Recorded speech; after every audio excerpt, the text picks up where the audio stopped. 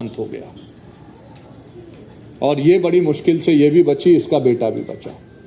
वो रोते हुए हाथ जोड़ के आज जब ये कह रही है कि बाल विवाह को खत्म कर दो, तो उसके हाथ और उसके आंसू हम सबके ऊपर एक जिम्मेदारी और एक बोझ की तरह हैं। तरीके हम लोग ढूंढ लेंगे, रास्ते अपने आप बनेंगे,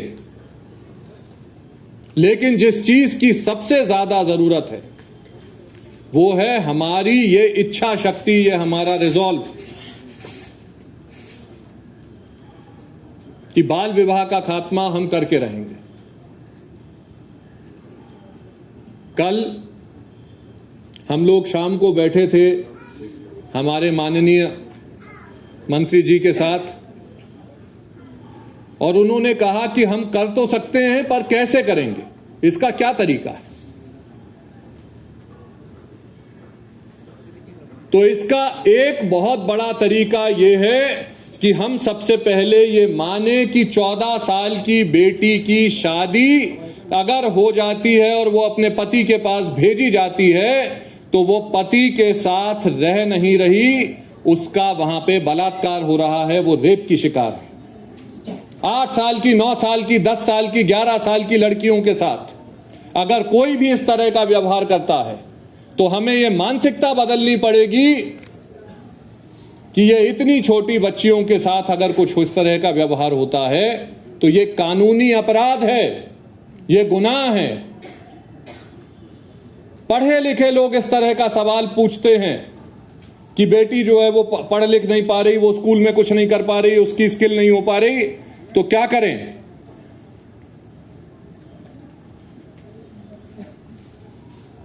और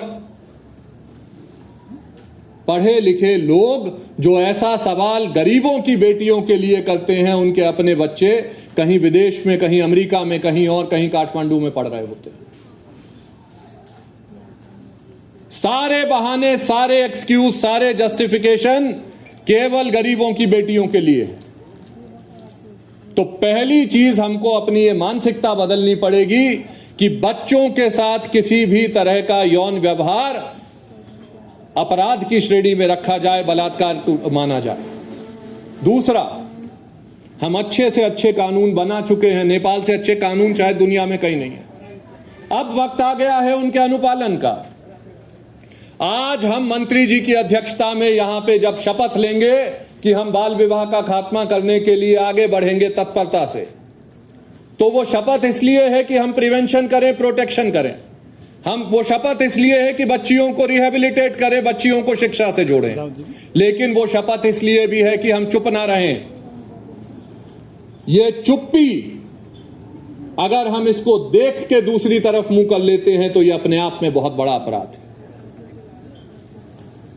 हमारे पास संसाधन है, हमारे पास टेक्नोलॉजी है, हम सब एक दूसरे से कनेक्टेड हैं। हर आदमी मोबाइल फोन पे एक दूसरे से पता नहीं दुनिया जहान की बातें कर रहा है। लेकिन जैसे जैसे ये टेक्नोलॉजी बढ़ रही है, अगर हमारे बच्चों का शोषण भी बढ़ता जा रहा है तो कहीं ना कहीं इसमें हमारी ही कमी मानी जाएगी। ये मुझे खबर कर दी गई है कि वक्त ज्यादा हो गया, 3 मिनट के 13 शायद हो चुके हैं और ज्यादा हो गए हैं। मैं 2 मिनट और लूंगा क्योंकि ये पशुपतिनाथ की नगरी है, ये हिमालय पर्वत का देश है। आज सुबह मुझसे कोई कह रहा था कि ये बड़ा अपहिल टास्क है चाइल्ड मैरिज का खात्मा। मैंने कहा नेपाल में हिल नहीं होती, नेपाल में माउंटेन होता है, माउंट एवरेस्ट होता है। अगर नेपाल के लोग माउंट एवरेस्ट को फतेह कर सकते हैं तो कोई कारण नहीं है कि वो ये छोटी मोटी हिल ना फतेह कर पाए। ये तो कोई सवाल ही नहीं उठता कि नहीं हो सकता। मैंने बचपन में ये कहानी सुनी थी कि शिव जी पूरी दुनिया में जब नृत्य करते थे तो बारिश होती थी, और बारिश होती थी तो फसलें होती थी और लोग खाना खाते थे।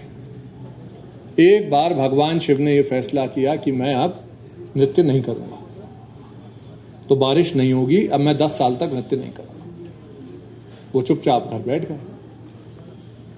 एक दिन पार्वती जी पृथ्वी पे विचरण करने आई तो उन्होंने देखा कि एक किसान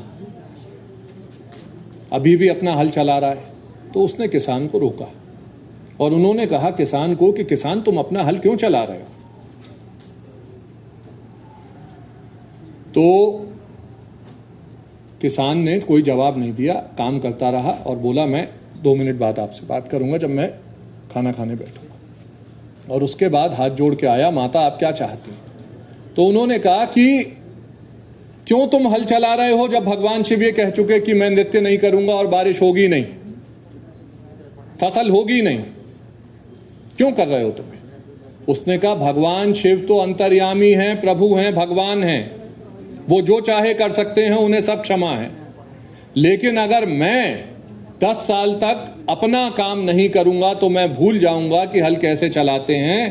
प्रभु जो चाहे वो करें, मुझे तो अपना काम करना है, ये मेरी जिम्मेदारी है, तो मैं हल चलाऊंगा। पार्वती जी वापस गई। पार्वती जी ने भगवान शिव को कहा कि भगवान वो अदनासा किसान भी ये जानता है कि उसका काम उसकी जिम्मेदारी है, वो दूसरे पे नहीं डाल सकता।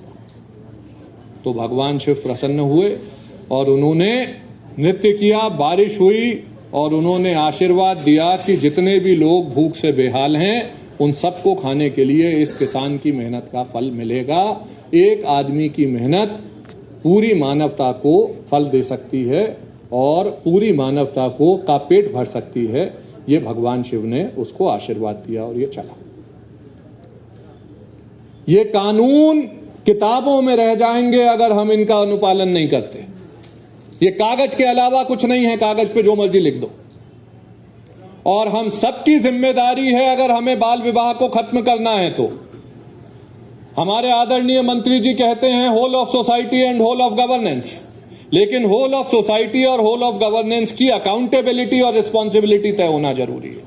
अगर एक हमारे धर्मगुरु, हमारे पंडित, हमारे मौलाना, अगर एक हमारा धार्मिक व्यक्ति जो शादियों को कराता है वो ये फैसला कर ले कि मैं बगैर जन्मतिथि देखे हुए शादी नहीं कराऊंगा, ये अपराध है, मैं इसका भागी नहीं बनूंगा। अगर एक पुलिस वाला जिसके पास फोन जाता है वो तुरंत रिस्पॉन्ड करके आदमी को नेपाल के कानूनों के अंतर्गत अरेस्ट करे, अगर उसकी कचहरियां ठीक से उसका जल्दी से जल्दी उसका निस्तारण करें, बच्चियों के पुनर्वास को हम लोग अच्छे से अच्छे तरीके से करें, उनकी शिक्षा सुनिश्चित करें, अगर वो बैंड वाला जो है बैंड देता है, अगर हलवाई जो कि वहां खाना खिलाता है, अगर वो तमाम लोग जो उस शादी में शरीक होते हैं, खाना खाते हैं, खुश होते हैं, वो ये मान लें कि वो जिस चीज की खुशी मना रहे हैं वो आने वाले समय में उस बच्ची का बलात्कार है और इसको रोका जाना जरूरी है, तो मैं यकीन दिलाता हूं नेपाल में एक बच्ची की शादी नहीं होगी। और इस सोच के साथ, इस मान्यता के साथ, इस हमारे अंतर के बदलाव के साथ, आंतरिक बदलाव के साथ हमें आगे बढ़ना है। मैं एक बार फिर माननीय मंत्री जी का, आप सभी महानुभावों का धन्यवाद करता हूं। आज बाल विवाह मुक्त विश्व अभियान 38 से ज्यादा देशों में चल रहा है, लेकिन किसी भी जगह सारे के सारे राज्यों के लोग, केंद्र सरकार के लोग और सिविल सोसाइटी एक साथ इस तरह से नहीं आए अभी तक जैसे नेपाल में आए। तो मैं नेपाल को इसकी बधाई भी देता हूं और साधुवाद भी। और एक बड़ी अच्छी मुझे 2 लाइनें याद आ रही हैं, वो सुना के मैं अपनी बात समाप्त करता हूं कि हो गई है पीर पर्वत सी पिघलनी चाहिए। पीर यानी दर्द। दर्द आज इतना बड़ा हो गया पर्वत सा कि इसे पिघल जाना चाहिए। हो गई है पीर पर्वत सी पिघलनी चाहिए, इस हिमालय से कोई गंगा निकलनी चाहिए। सिर्फ हंगामा खड़ा करना मेरा मकसद नहीं, सिर्फ हंगामा खड़ा करना मेरा मकसद नहीं। मेरी कोशिश है कि ये सूरत बदलनी चाहिए। मेरे सीने में नहीं तो तेरे सीने में सही, हो कहीं भी आग लेकिन आग जलनी चाहिए। बहुत धन्यवाद।